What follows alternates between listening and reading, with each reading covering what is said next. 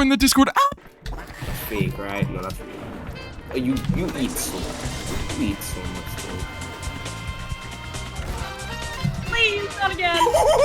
Yo, I hope you know, I started rushing from the house.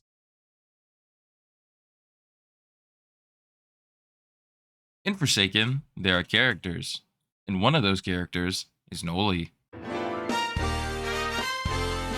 Noli has probably the most complicated abilities in the entire game, so sit down and strap in because today we're going to be doing some learning. To start off, Noli has 2 passive abilities and 3 main abilities. We're going to start off with his passives because they're important to understand so we can understand the other moves. His first passive, Hallucinations, is the backbone of his entire gameplay. Have you ever noticed while playing Noli that sometimes survivors will have a very deep purple outline, while other survivors will have a more bright, almost lavender outline? There is actually a reason for this, and it's tied to this passive. But you probably wouldn't know that because if you have it, the whole point is to be sneaky and trick people. So it wouldn't be very sneaky to have big white text saying, "Hey, this isn't real, by the way." So what does the hallucination debuff do? Well, it actually depends on what level of hallucination you have, getting worse as the levels increase. At Hallucination 1, survivor outlines will be revealed to Noli in that same lavender color I mentioned earlier, as well as the time remaining clock showing conflicting durations. At Hallucination 2, survivors will have all the same debuffs as level 1, however they'll have a more standard purple as their outline rather than the lavender.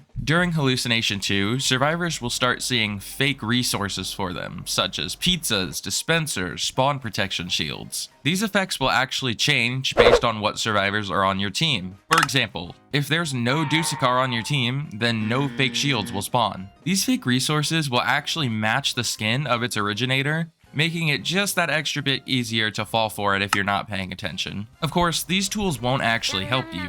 Any of their positive effects will be rolled back as soon as the debuff wears off. At Hallucination 3, survivors get all the negative effects of both level 1 and level 2 at the same time, along with their outline becoming that deep, midnight purple. While afflicted with Hallucination 3, a mirage of Noli will chase down survivors. While these mirages will do damage, this damage is only temporary and will be rolled back after the debuff expires, just like the positive effects of the stuff from level 2. However, they are not completely harmless, as they can cancel you from completing important survivor tasks such as generators, using items, and certain survivor abilities. If one of these mirages hit you, the hallucination duration, bars, will be extended, greatly increasing how long these mirages can last. You can actually kill these mirages early by hitting them with any of your sentinel abilities that would stun the killer, but it's unwise. Another way to prematurely end the hallucination debuffs is by hitting a survivor as Noli. Any form of damage, big or small, will end all stacks of hallucination despite its duration or level.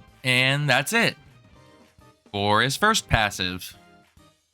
I hate this character. Moving on to his second passive, Prankster, Noli will spawn fake generators all around the map at the start of the game. Completing one of these fake generators will inflict Hallucination 1. If you fully complete all 4 puzzles of one of these generators, the generator will reset and inflict Hallucination 3, spawning one of the aforementioned mirages. While doing these fake gen puzzles will give you splash text stating that you're getting money and experience, you will not actually receive any of these rewards, so you can't infinitely farm. Sorry. There are a whopping 13 different ways to tell that these generators are fake, and frankly, I ain't reading all that, so here they are if you want to pause and read them. Now we can finally move on to Noli's main abilities. His first main ability is Void Rush, where Noli will perform a short windup lasting 1 second before propelling himself forward at high speeds. Unlike Cool Kid, this move can actually be steered. However, it gets harder and harder to control the longer it goes on. Upon contact with a survivor, Noli will deal a measly 10 damage and inflict Hallucination 1. And while that sounds pretty underwhelming, the real kicker comes after this first hit. If the survivor has any level of hallucination higher than 2, upon being hit by Void Rush, Noli will perform a powerful slam, dealing 43.5 damage. And while that is a lot more damage, if you have to have Hallucination 2 or 3 applied to use it, it still doesn't sound very good. So what's the big deal? Well, upon hitting a survivor without slamming them, Noli can perform a re-rush, basically refreshing the ability entirely, able to ping pong between survivors with no limit to how much he can do this. And what makes this really powerful is the ability to re-rush the survivor you just hit, making for a deadly 1-2 punch combo, dealing a minimum of 57 damage. This can make for some extremely entertaining gameplay. Pizza. I just completely lost this guy. I just ate pizza. My bad. My bad. No, it's fine. Can't stop the A train! Jeezums. So while that's all well and good, you may have noticed that I said the 1-2 rush combo can do a minimum of 57 damage. A relatively recent change to Noli that some people still aren't aware of is for every tier 1 hit that Noli performs, his tier 2 slam will deal an additional 3.5 damage. Editing picket here.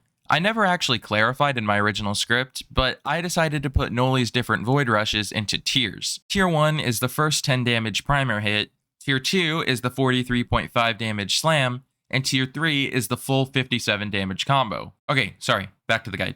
This is where Noli gets really fun, as this damage scaling is only limited by how many survivors you can hit, which makes it extremely satisfying to pull off crazy chains like this. A few small notes about this move is that it will not be stopped by Taft's tripwires or mines, unlike Cool Kid's walk speed override. If you kill someone that has hallucination 2 or more with the 10 damage from a tier 1 hit, it will continue the rush rather than slamming them and ending it. This is what makes Noli so fun in my opinion, but that's only his first ability. His second main ability is Nova. Noli will perform a short windup before chucking his Void Star as an aimable projectile, very similar to Cool Kid's corrupt nature.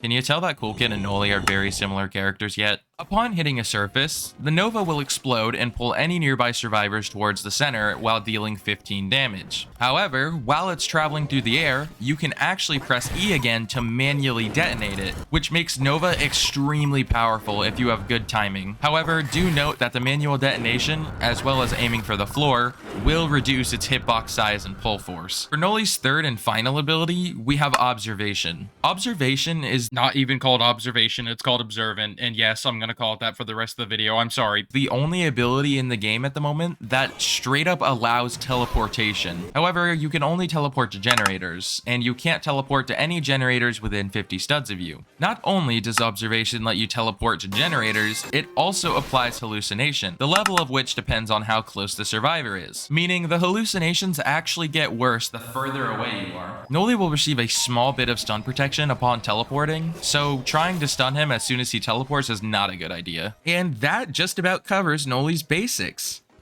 Yeah, that was just the basics.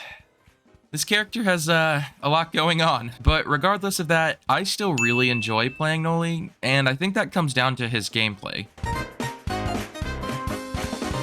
So with Noli's pretty convoluted set of abilities, his gameplay can seem a little intimidating, right? Perhaps you're worried that he's going to be too hard to understand or not be any fun because he's too difficult to play. Well, boy, do I have good news for you. Are you sick and tired of killers that require you to use your brain to win? Is trying to think ahead and play strategically too hard for you? Then let me introduce you to the Noli flowchart. With this simple diagram, you can win with Noli easily. You don't even have to think. It practically plays the game for you. Just call 1-800-NOLI-EZ to get yours today for just 12 easy payments of $9.99. Disclaimer, 1-800-NOLI-EZ is not a real number. Please do not try to call it. We at Pickett Incorporated are not responsible for any injuries, death, or dismemberment that may occur while using this product. Thank you.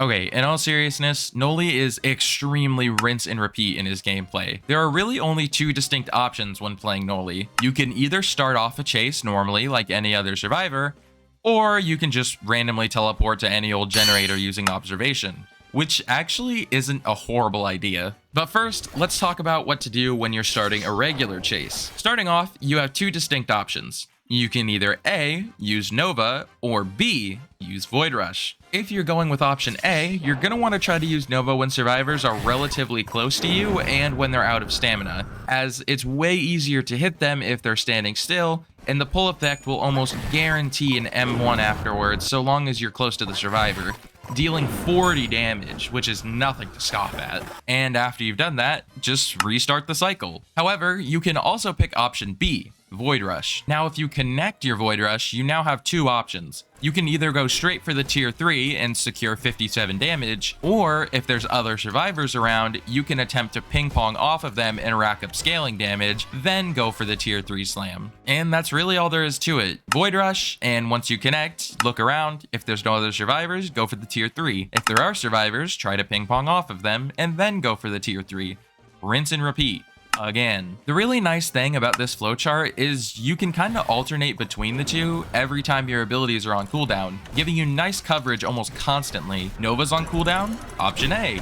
Void Rush is on cooldown, option B.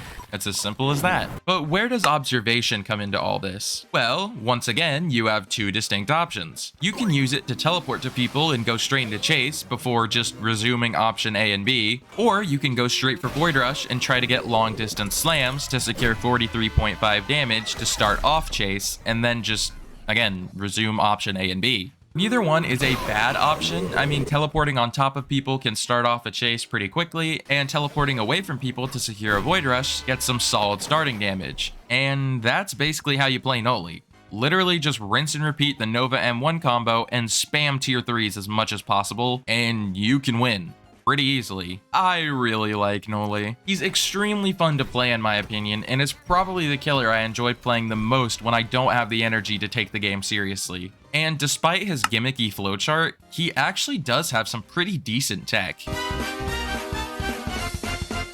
To begin with, I want to talk about void boosting. Void boosting is extremely simple to perform. All you have to do is be sprinting just before you re-rush, and you'll get a massive boost of speed, flying forward at Mach 5. And while I know some people in the comments are going to start yelling at me, but Pickett, void boosting isn't a tech, it's an intentional part of the move. See? It's even in Void Rush's description.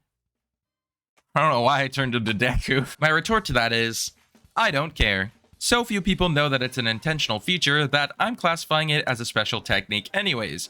Feel free to not share your opinions in the comments. Moving on, we have Nova Wallbang. While the ye days of release Noli being able to hit Void Rush through walls may be long since behind us, Noli does still have one way to hit through walls, which is Nova. Nova, while it can't travel through walls the same way Corrupt Nature does, it will still do damage and pull survivors if they're standing in the hitbox, regardless of if they're on the other side of whatever's in the way, which can be extremely useful for finishing off low health survivors or slowing down survivors trying to loop you. Our third tech is observation resetting. Observation resetting is exactly what it sounds like. It's resetting chase with observation. Let's say you're really struggling to kill someone and you just don't have the stamina to catch up with them. You can use observation and quickly teleport away, stacking up hallucination to distract them, and then void rushing back in to surprise them. Our fourth tech is short stopping. Short stopping is really only applicable to guest, but it's still extremely effective. All you have to do is void rush directly at a guest and then let go to cancel the move early, stopping just short of their block, leaving them completely defenseless. This will work almost 100% of the time.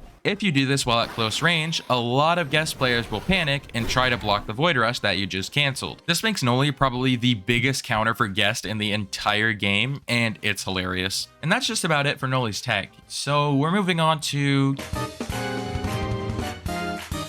some extra tips for Noli to improve your gameplay with him would be to not underestimate the scope of your Void Rush. It has really good range and can get you all the way across the map pretty quickly. But on top of that, utilize observation wisely, because while you can often get away with just teleporting to random whatever and hoping it works, if someone is running away from you and they have no stamina and you're trying to catch them, just teleport to the generator nearest to them and you can intercept them really easily. This will require some solid map knowledge, but as long as you're aware of what you're doing, it's pretty easy and effective. If you have a good chain going, make sure you think carefully about who you're going to use the final slam on, as it could be the difference between taking out a big threat like an Elliot or a Dusakar versus burning it on a character that can heal it relatively easily like Shedletsky.